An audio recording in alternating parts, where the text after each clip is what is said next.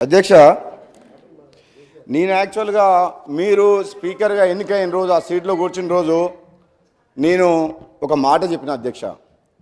గతంలో నేను శాసనసభ్యునిగా ఉన్నప్పుడు పోయినసారి మాకు అడుగడుగున అడ్డంకులు సృష్టించిండ్రు, మాట్లాడే అవకాశం ఇవ్వలేదు, సమస్యల గురించి మాట్లాడే అవకాశం ఇవ్వలేదు.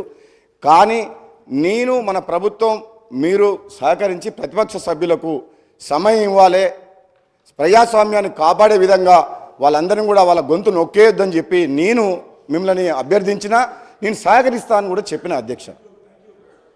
కానీ ఈరోజు మొదటి రోజు నుంచి వాళ్ళ ప్రవర్తన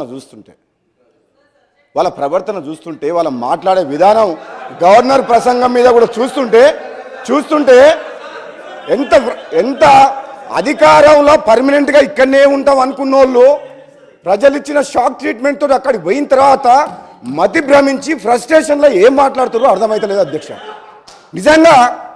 నిజంగా వాళ్ళు ఏమనుకున్నారు, ఈ తెలంగాణ రాజ్యానికి రాజు మేము, మీరందరు ప్రజలు, మీరు బానిసలు అనే ఒక భావనలో వాళ్ళు ఉన్నారు.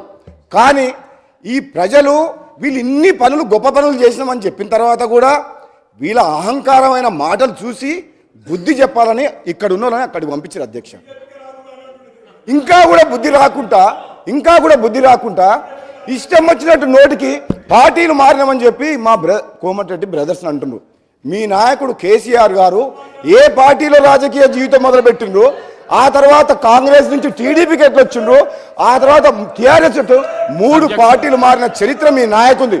అది మర్చిపోవద్దు అధ్యక్ష. నేను ఎక్కువ మా డిప్యూటీ సీఎం గారు ఈ పవర్ పాయింట్ ప్రజెంటేషన్ శ్వేతపత్రం సంబంధించి కొన్ని విషయాలు చెప్పిండ్రు. దాంట్లో ఆ బుక్లో క్లారిటీగా ఉన్నాయి నెంబర్స్.